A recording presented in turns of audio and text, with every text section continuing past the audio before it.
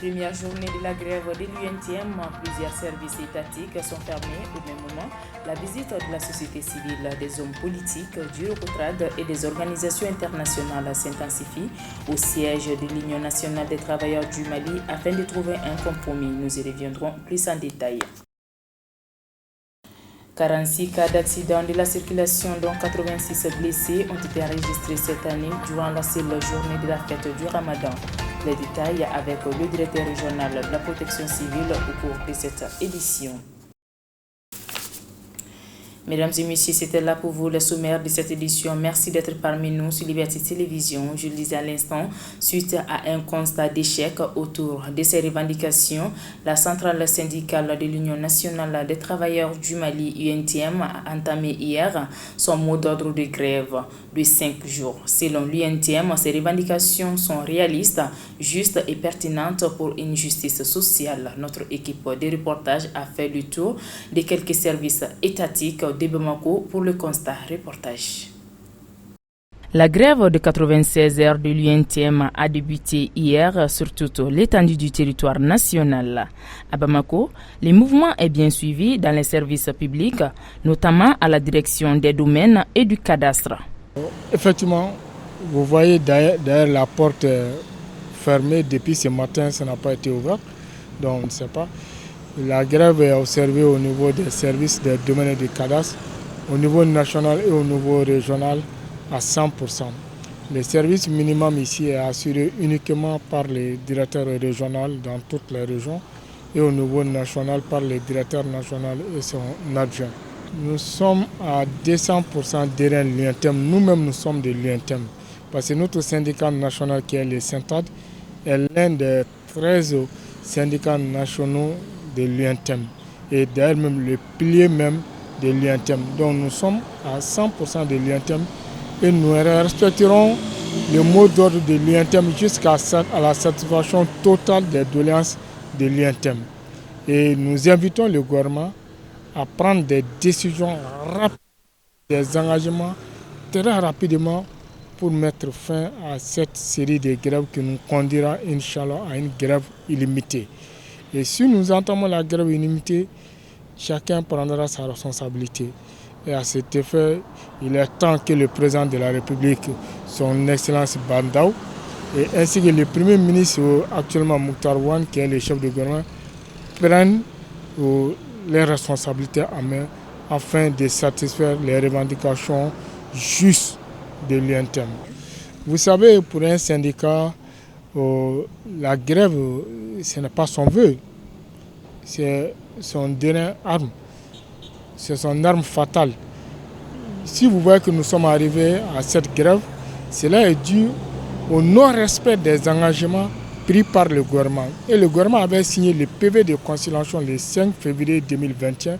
Et ces PV de conciliation, il y avait à peu près 6 points qui devaient être résolus définitivement avant le 31 mars. Et au cours de ces négociations, le ministre du Travail, l'ex-ministre du Travail, Arnaud Traoré, avait dit que le gouvernement tiendra ses engagements et qu'il ne sera pas comme les autres gouvernements qui ont signé des engagements et qui n'ont pas respecté. Donc voilà, du coup, eux-mêmes tombent dans ces mêmes pièges. Donc c'est là toute notre incompréhension face à l'attitude du gouvernement contre l'UNTM. Également, les banques microfinances, assurances, commerces et établissements financiers du Mali sont fermés à cause de la participation du SINABEF à la grève de l'UNTM. Ainsi, selon leur secrétaire général Amadounba, même les services minimums ne sera pas observé durant le moment de grève. On a fait le tour de tous les établissements, des banques, assurances, établissements financiers, microfinances et commerces du Mali. Partout, sur toute l'étendue du territoire national, le mot d'ordre a été observé à plus de 100%. Même des camarades non affiliés à l'UNTM, non affiliés au SINABEF, ont observé le mot d'ordre de grève, sans exception. Il n'y a pas de service minimum. Il n'y a pas de service minimum. Le service minimum est observé par endroits. La santé, au nom de Covid-19, dans les urgences, on a observé le mot d'ordre, on a observé un service minimum. Dans les banques, on a pris soin de remplir tous les guichets automatiques, sans exception. Depuis hier et avant-hier, les guichets automatiques sont suffisamment garnis pour faire face aux besoins quotidiens des citoyens. Le secrétaire général de l'UNTM, Yacouba Katile, pour sa part, demande des propositions concrètes de la part du gouvernement avant de surseoir à son mot d'ordre. Nous les avons écoutés, c'est leur demande. Nous avons nos principes, nous avons nos méthodes, nous agissons en fonction de cela. Nous sommes une organisation mûre et en corrélation avec nos principes et notre méthode de travail, nous avons dit on va se réunir, on échangera sur la question.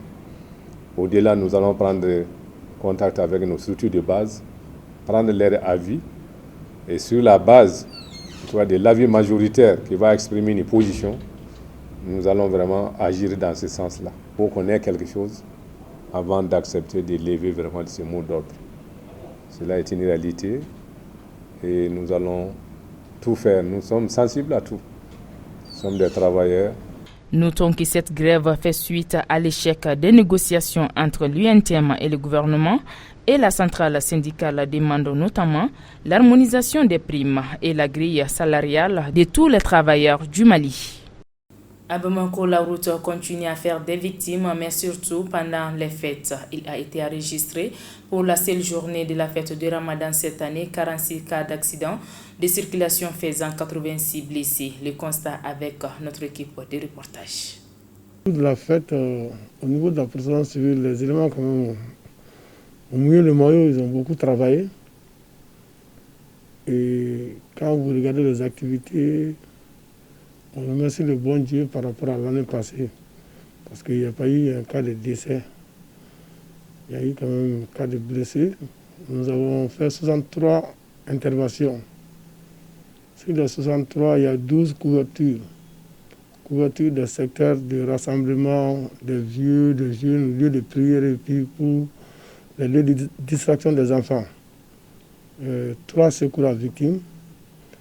46 accidents de circulation. Et sur le cas d'accident de circulation, on a eu 86 blessés. Pas de morts. Donc, mais l'accent, c'est surtout les motocyclistes. Parce que quand vous regardez, il y a eu 52 motos impliquées pour le cas d'accident de circulation. 52 motos impliquées, dont 8 motos-taxis.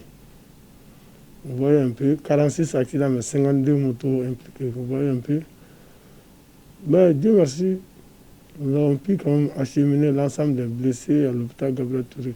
Par rapport à la tranche d'âge, ça va de 1 à 50 ans.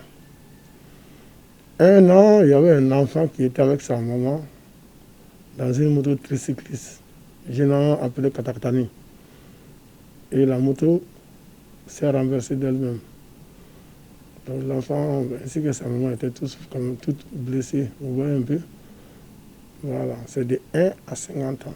La base est claire, c'est surtout quand même l'incivisme, le non-respect du code de la route. On a tout le temps décrit, on a tout le temps dit, mais que faire? Et nous continuons quand même à sensibiliser, nous continuons à demander à nos concitoyens de revoir le code de la route. Sinon, mieux vaut aller doucement et vous serez à bon port. Celui qui ne maîtrise pas le panneau, le code de la route, il peut quand même voir comment il faut aller doucement. Le minimum de vitesse, on pourrait quand même arriver sans problème. Et je profite de votre micro quand même pour dire toujours aux conducteurs de moto de porter le casque. Surtout le moto-taxi actuellement qui est vraiment à la mode. Quand vous montez sur la moto, réclamez votre casque. 1. De 2 aussi, demandez au conducteur d'aller doucement. Je pense que là, ça sera vraiment la meilleure de sécurité. Pour les véhicules, le port de ceinture est obligatoire. Donc, nous profitons de votre micro pour rappeler les uns et les autres par rapport à ces conseils-là. Ainsi prend donc fait ce journal d'information. Merci de l'avoir suivi et bonne suite des programmes sur la Liberté Télévision.